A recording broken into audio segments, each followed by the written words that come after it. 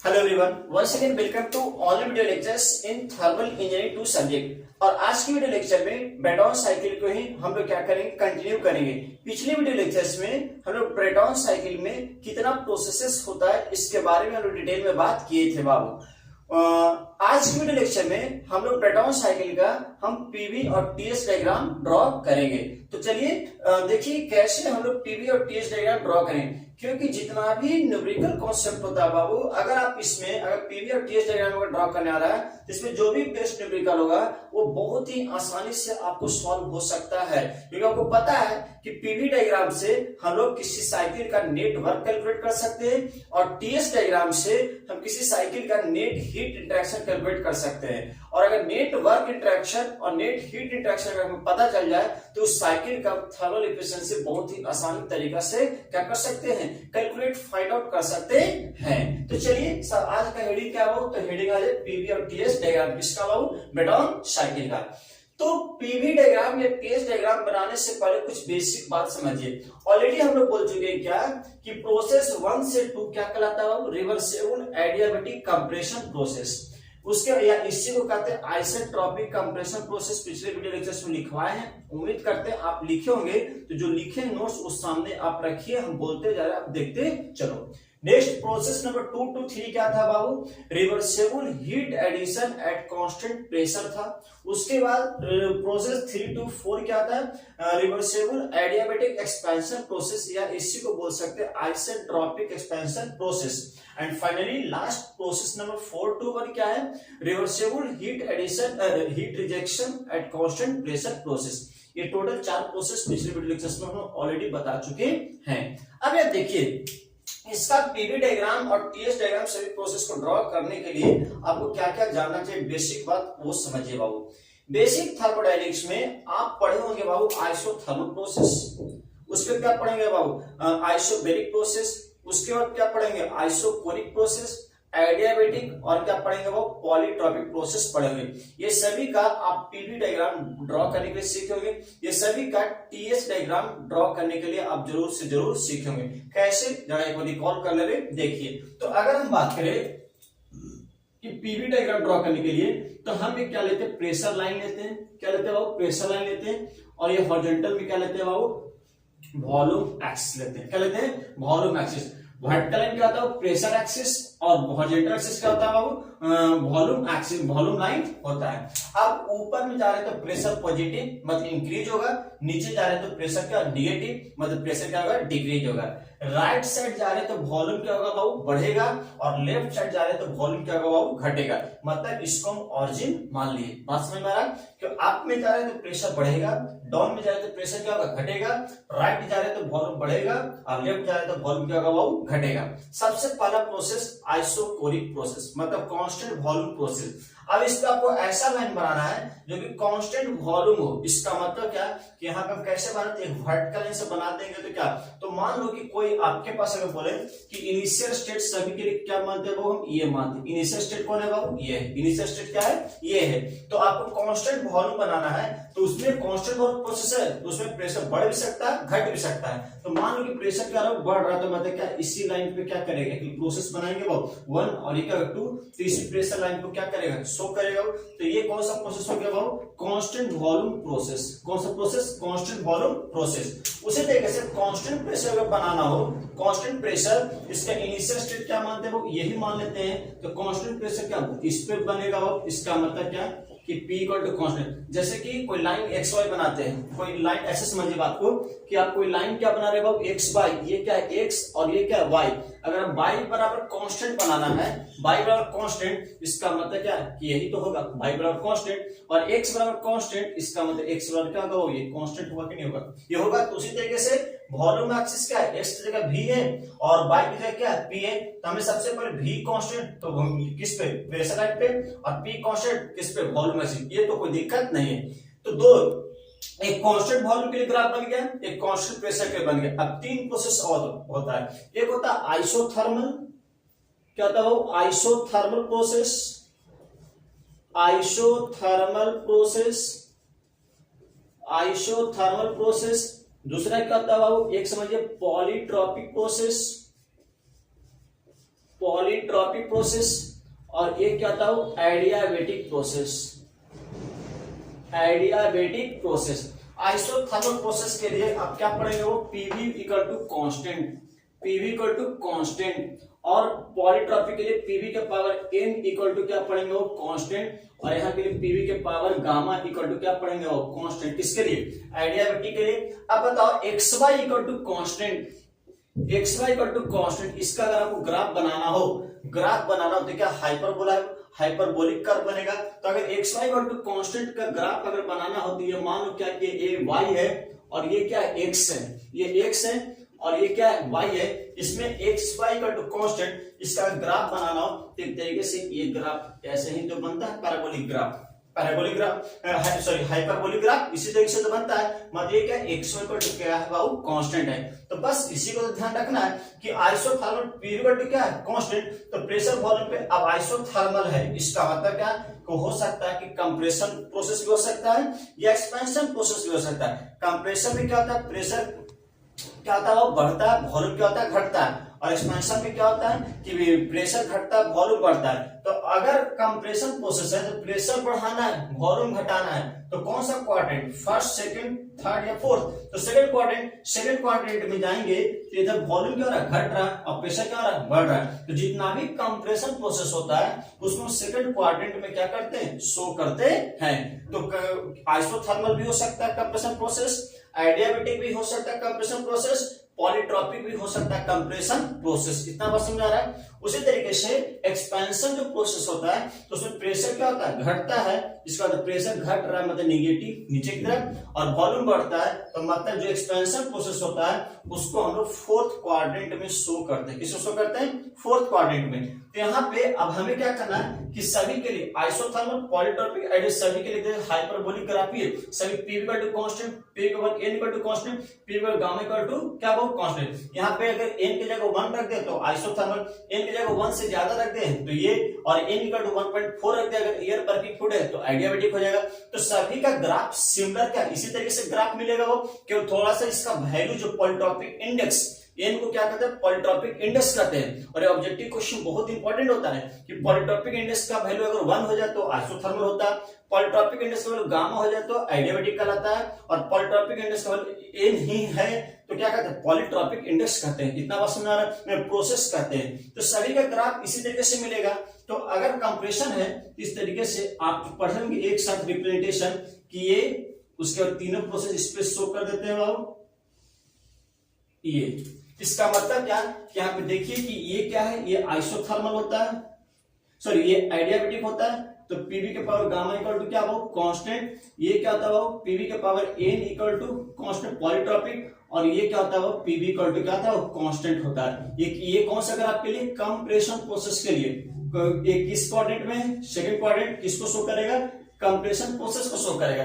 इसी तरीके से अगर हम बात करें एक्सपेंशन प्रोसेस का तो यहाँ पे एक्सपेंशन प्रोसेस में क्या जाएगा नीचे तरफ जाते हैं तो एक कर्व सब कर्व ही हाइपरबोलिक कर्व से रिप्रेजेंट करते हैं क्योंकि सभी में पीवी इक्वल टू कांस्टेंट ही है, केवल एन का वैल्यू चेंज कर रहा है।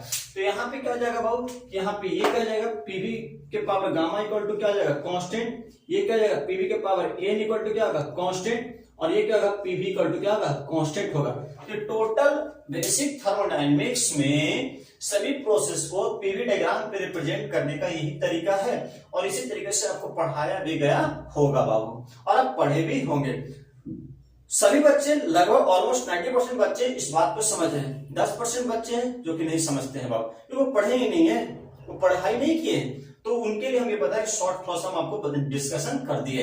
अब हमें बनाना किसका पीवीडीटीएस इस ब्रेटॉन साइकिल का। तो सबसे पहले पीवी का अगर बात करें तो मतलब क्या PV pressure versus volume graph, pressure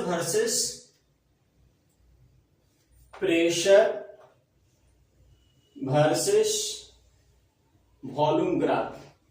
तो भी कहा लेते हैं बाबू हॉरिजॉन्टल एक्सिस पे, पी कहा लेते हैं बाबू वर्टिकल एक्सिस पे। अभी हम बात किए पहला प्रोसेस क्या है बाबू, प्रोसेस 1 से 2 क्या है reversible adiabatic compression process, reversible adiabatic compression process.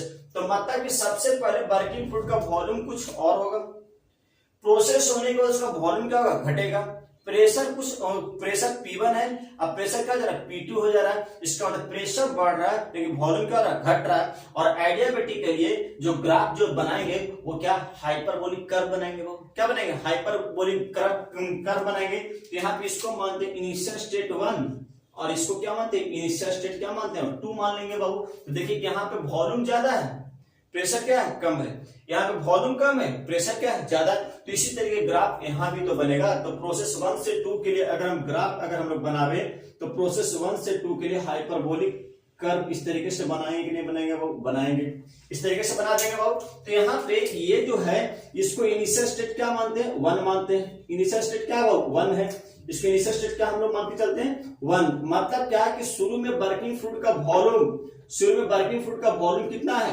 V1 है। शुरू में वर्किंग फ्लूइड का वॉल्यूम कितना है V1 है। प्रेशर कितना है, प्रेशर कितना है वो P1 है। प्रेशर कितना है वो P1 है।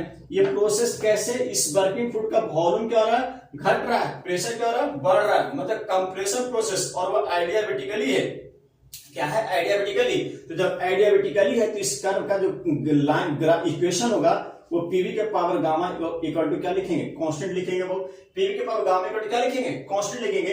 ये कहां पहुंच गया स्टेट नंबर 2 पे, स्टेट नंबर 2। मतलब इसको कंप्रेस करके ये इसका प्रेशर क्या हो जाएगा वो P2 हो जाएगा। प्रेशर क्या हो जाएगा P2 हो जाएगा। वॉल्यूम क्या हो जाएगा V2 हो जाएगा। वॉल्यूम क्या हो जाएगा वो V2 हो जाएगा। ये वॉल्यूम क्या है V2 है। ये वॉल्यूम क्या है V2 है। तो देखिए वॉल्यूम क्या हो रहा है घट रहा है, प्रेशर क्या हो रहा है वो बढ़ रहा है। तो इतना फिगर को मतलब नहीं करेंगे, कॉम्प्लिकेटेड नहीं करेंगे, इसको समझिए क्या कि इस तरीके से वॉल्यूम घट रहा है, इसको दिखाने की जरूरत नहीं है। अच्छा अब यहां समझिए बात को, इस कर्व का इक्वेशन पीवी के पावर गामा टू कांस्टेंट कहां पहुंच गया बाबू 2 पॉइंट पे। अब कहां जाएगा हीटर में। यहां क्या आ रहा है हीट एडिशन किस पे कांस्टेंट प्रेशर पे।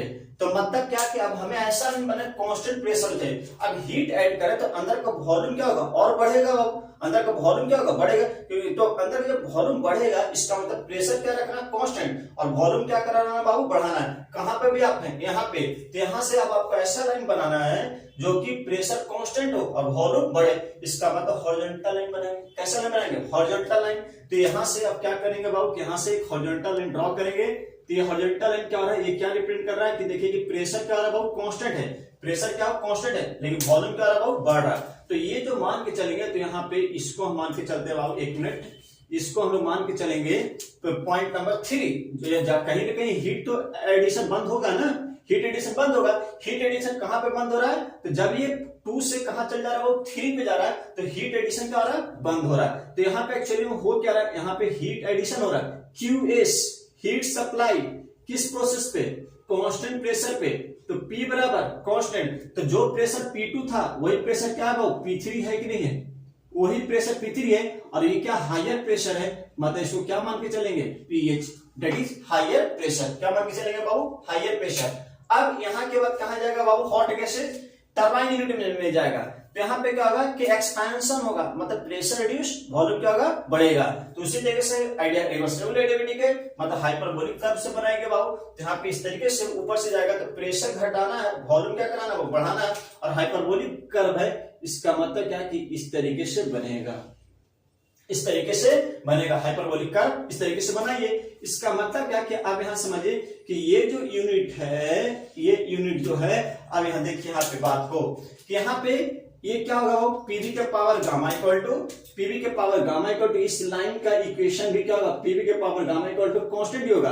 लेकिन यहाँ पे देखिए जैसे से नीचे आ रहा वॉल्यूम क्या रहा बढ़ रहा है और प्रेशर क्या रहा वो घट रहा है। और फाइनली ये प्रोसेस जाकर एंड कहां होगा वो तो कोई ना कोई स्टेट है, वो स्टेट क्या वो स्टेट नंबर क्या वो 4, और स्टेट नंबर क्या वो 4, स्टेट नंबर क्या है 4 दैट इज ये पॉइंट नंबर क्या आ जाएगा वो 4। यहाँ पे जाकर एक्सपेंशन रुक जाएगा। अब उसके बाद कहां जाएगा वो कूलर में। तो कूलर में क्या हो रहा है एक तरीके से अंदर से हीट का रिजेक्शन हो रहा है कांस्टेंट प्रेशर, तो फिर से वॉल्यूम घटेगा और प्रेशर क्या है कांस्टेंट। तो फिर से हॉरिजॉन्टल बनाना होगा कि जहां पे वॉल्यूम घटे प्रेशर क्या कांस्टेंट। इसका मतलब फाइनली ये जो है वो कहां पहुंच जाएगा इनिशियल। कूलर में क्या करते हैं कि कूलर के बाद जब वर्किंग फ्लूइड निकलता है तो इनिशियल कंडीशन पहुंच जाता है और इनिशियल कंडीशन क्या है 1 है। इसका मतलब क्या कि वापस फिर से क्या आ जाएगा ये कर्व प्रोसेस इस तरीके से यहाँ पे एंड हो जाएगा, इस तरीके से एंड हो जाएगा। इसका मतलब क्या कि ये जो है वो क्या होगा QR हीट रिजेक्शन कैसे, प्रेशर इक्वल टू क्या हो, constant, pressure equal to constant. तो बताइए कि यहाँ पे चारों प्रोसेस को हम लोग पीवी डायग्राम पे शो किए कि नहीं शो किया?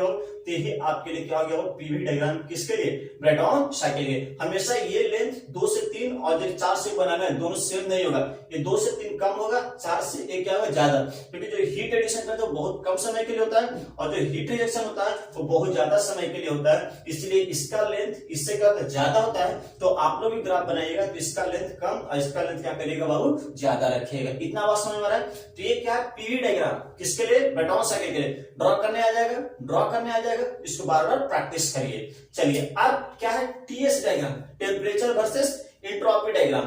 तो टेम्परेचर वर्सेस एंट्रोपी डायग्राम का बात, अच्छा ये हम डिलीट करें बाबू, ये डिलीट करें, ये ऑलरेडी हम समझा चुके हैं और अभी पढ़ चुके हैं, तो इसको डिलीट करने में ही क्या वो बेनिफिट है। तो अब यहां समझिए बात को,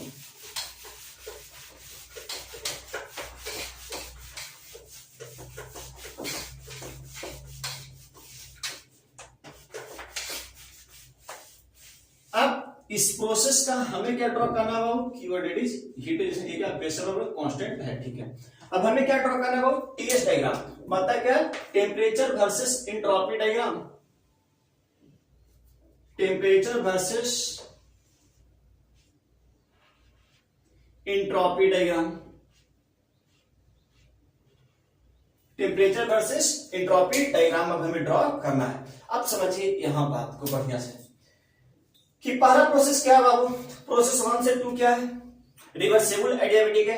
रिवर्सिबल एडियाबेटिक को क्या कहते हैं बाबू, आइसेंट्रोपिक कहते हैं। क्यों आइसेंट्रोपिक कहते हैं, ये भी हम समझा रहे हैं कि कोई भी प्रोसेस रिवर्सिबल है, फॉर रिवर्सिबल प्रोसेस, हर बात आपको समझा रहे, समझिए बात को। फॉर रिवर्सिबल प्रोसेस आप लोग पढ़े होंगे कि change in entropy that is DS equal to होता है डेल क्यू बाई टी होता है। डेल क्यू बाई क्या होता है वो, टी होता है। डेल क्यू बाई टी ये मैथमेटिकल इक्वेशन है और प्रोसेस एडियाबेटिक है, मतलब हीट ट्रांसफर क्या होगा वो, जीरो। हीट ट्रांसफर क्या होगा, जीरो। तो यहां से डीएस बराबर क्या जाएगा, जीरो होगा, और डीएस बराबर जीरो होगा तो एस बराबर क्या होगा, कांस्टेंट होगा। इसीलिए हम बार बार बोल रहे हैं कि for reversible adiabatic process entropy क्या वो कांस्टेंट है, एंट्रोपी क्या वो कांस्टेंट है। अब यहां पे समझिए बात को क्या कि यहां पे क्या हो रहा है, कंप्रेशन हो रहा है, मतलब प्रेशर टेम्परेचर क्या होगा बाबू, बढ़ेगा। तो एंट्रोपी कांस्टेंट रखना है, टेम्परेचर क्या करना हो, बढ़ाना है, टेम्परेचर क्या करना हो, बढ़ाना है। तो बताइए कि इस पर कैसे लाइन हम बनावे जो कि एंट्रोपी कांस्टेंट हो और टेम्परेचर क्या बढ़े। तो कुछ ना कुछ तो सिस्टम में एंट्रोपी होगा। तो हाँ सर एंट्रोपी तो कुछ ना कुछ है, इसका मतलब देखिए कि इस तरीके से हम बना सकते हैं, इस तरीके से हम बना सकते हैं, इस तरीके से हम क्या कर सकते हैं वो बना सकते हैं। मतलब क्या कि स्टेट नंबर यहाँ पे ये स्टेट नंबर क्या हो गया, 1 हो गया, स्टेट नंबर क्या हो गया, 1 हो गया। यहां से देखिए क्या एंट्रोपी क्या है, कांस्टेंट है, और कहा टेम्परेचर क्या रहा वो बढ़ रहा है, और ये स्टेट नंबर ये क्या हो गया, 2 हो गया। स्टेट नंबर क्या हो 2। तो देखिए तो अगर इसकी हम बात करें नीचे यहाँ पे गिरावे तो S1 बराबर क्या है, S1 बराबर क्या है, S2 है कि नहीं, S1 बराबर क्या है, S2 है, मतलब एंट्रोपी क्या हो कांस्टेंट है, और यहाँ टेम्परेचर इसका क्या हो T1 है, टेम्परेचर क्या है T1 है, और यहाँ पे टेम्परेचर क्या है बाबू, यहाँ पे टेम्परेचर क्या है T2 है। तो देखिए तो 1 से 2 आइसेंट्रोपिक कंप्रेशन प्रोसेस, मतलब एंट्रोपी कांस्टेंट, टेम्परेचर क्या होगा बाबू, बढ़ेगा। एंट्रोपी क्या हो कांस्टेंट और टेम्परेचर क्या है बढ़ रहा है। अब कहां जाएगा, 2 से 3 क्या हो रहा है, heat supply. Heat is a form of low grade energy. कहा जाता है कि सिस्टम में अगर हीट आप ऐड करो तो एंट्रोपी भी क्या हो रहा है बाबू, ऐड हो रहा है, मतलब एंट्रोपी भी बढ़ेगा। तो अंदर में हीट ऐड कर रहे हैं, तो किसी रूम में अगर ऐड कर रहे हैं हीट तो एंट्रोपी भी बढ़ेगा और उस रूम का टेम्परेचर भी क्या होगा, बढ़ेगा। इसका मतलब ऐसा को बनाना है कि टेम्परेचर बढ़ाना है और एंट्रोपी भी बढ़ाना है बाबू, एंट्रोपी भी बढ़ाना है। इसका मतलब क्या है कि यहां से जो ग्राफ जो बनेगा वो कैसे बनेगा बाबू, तो आप यहां पे समझिए क्या कि यहां से पैराबोलिक हाइपरबोलिक ग्राफ बनेगा। इसका मतलब यहां से इस तरीके से ग्राफ हम लोग बनाते हैं।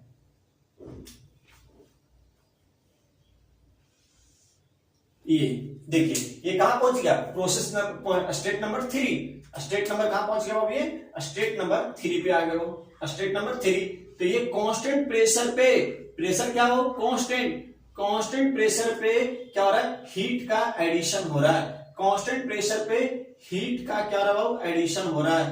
कांस्टेंट प्रेशर पे हीट का क्या रहा है, एडिशन हो रहा है। और टेम्परेचर बढ़कर कितना आ जा रहा है T3, टेम्परेचर बढ़कर कितना आ रहा है राइज, ये T3 और यहाँ पे देखिए ये टेम्परेचर बढ़ के कितना हो गया बाबू T3। उसके बाद कहाँ जाएगा एक्सपेंशन डिवाइस में, टरबाइन में, वहां एक्सपेंशन होगा तो फिर से रिवर्सिबल एडियाबेटिक एक्सपेंशन है, मतलब आइसेंट्रोपिक है, मतलब एंट्रोपिक कांस्टेंट, तो टेम्परेचर क्या होगा डाउन होगा।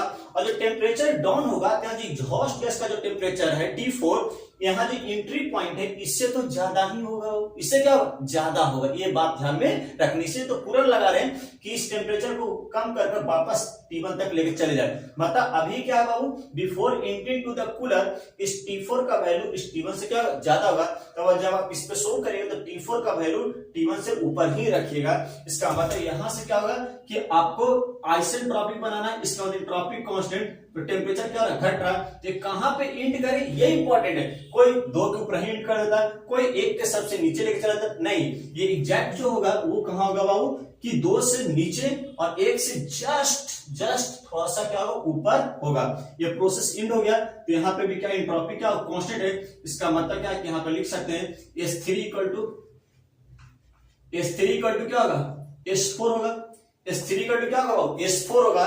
और इसका टेम्परेचर जो होगा, देखिए टेम्परेचर जो शो कर रहे हैं ये टेम्परेचर यही क्या हो T4 है। देखिए तो T4 का वैल्यू T1 से ज्यादा है कि नहीं, और वो होगा भी, वो क्या था होगा भी। और फाइनली उसके बाद 4 से 1 heat rejection at constant pressure, तो सिस्टम से हीट बाहर जा रहा है तो एंट्रोपी भी क्या होगा वो घटेगा, और एक तरीके से टेम्परेचर भी क्या होगा वो घटेगा, क्योंकि अंदर से हीट बाहर जा रहा है, इसका मतलब टेम्परेचर क्या होगा घटेगा। तो फिर से फाइनली ये जो है वो यहाँ पे आप क्या कर सकते हैं, इसको कनेक्ट कर दीजिए वो कर्व से, यहाँ से क्या कर दिए कनेक्ट कर दिए, यहाँ से क्या कर दिए कनेक्ट कर दिए इस तरीके से कर्व से। तो फाइनली ये जो है यहाँ पे भी क्या है कांस्टेंट प्रेशर भी हो रहा है, और ये क्या है heat rejection that is QR, और यहाँ क्या हो रहा है हीट सप्लाइड क्या हो रहा है QS, क्या हो रहा है QS।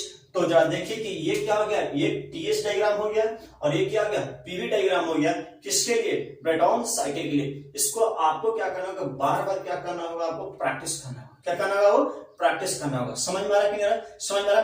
अच्छा एक बात और देखिए, PV डायग्राम जो साइकिल मिला वो क्लॉकवाइज मिला है, और यहाँ भी क्या मिला क्लॉकवाइज मिला कि नहीं मिला। वो हम पढ़े बेसिक थर्मोडायनामिक्स में कि अगर पीवी डायग्राम, पहली बात की पीवी डायग्राम से क्या निकालते हैं नेट वर्क निकालते हैं, और टीएस डायग्राम से क्या निकालते हैं नेट हीट इंटरेक्शन निकालते हैं पूरे साइकिल के दौरान। दूसरी बात, अगर पीवी डायग्राम अगर क्लॉकवाइज डायरेक्शन बना हुआ है, इसका मतलब पावर प्रोड्यूसिंग डिवाइसेज होता है, और गैस टरबाइन में क्या मिलता है पावर मिलता है, वर्क मिलता है, वो मैकेनिकल वर्क मिलता है। और अगर टीएस डायग्राम में भी अगर क्लॉकवाइज है, इसका मतलब इससे यही समझते हैं वो पावर प्रोड्यूसिंग डिवाइस है।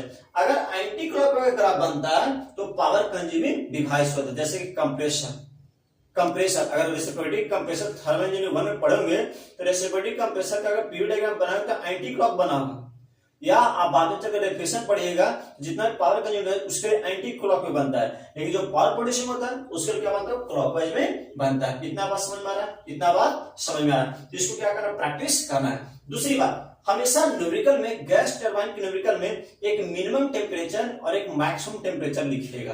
न्यूमेरिकल में मैक्सिमम टेम्परेचर और क्या लिखिएगा मिनिमम टेम्परेचर। तो जरा बताओ कि T1, T2, T3, T4 में मैक्सिमम टेम्परेचर कौन है?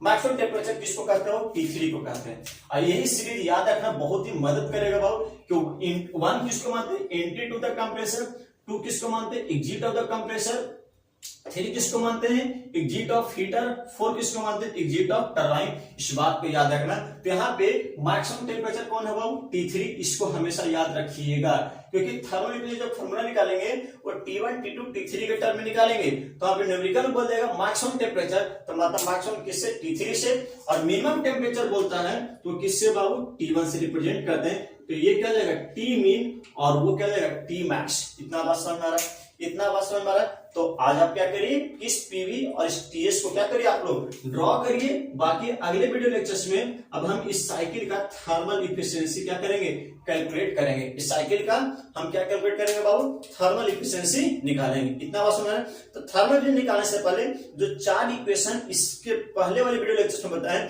वो 4 इक्वेशन आपको क्या होना चाहिए याद होना चाहिए। अगर 4 इक्वेशन याद रहेगा तो एकदम कंफर्म करेंगे आपको थर्मल इफिशियंसी बहुत ही आसानी से कैलकुलेट हो जाएगा। इतना बात समझ में। सो तब तक के लिए बाबू टेक केयर, खुश रहिए।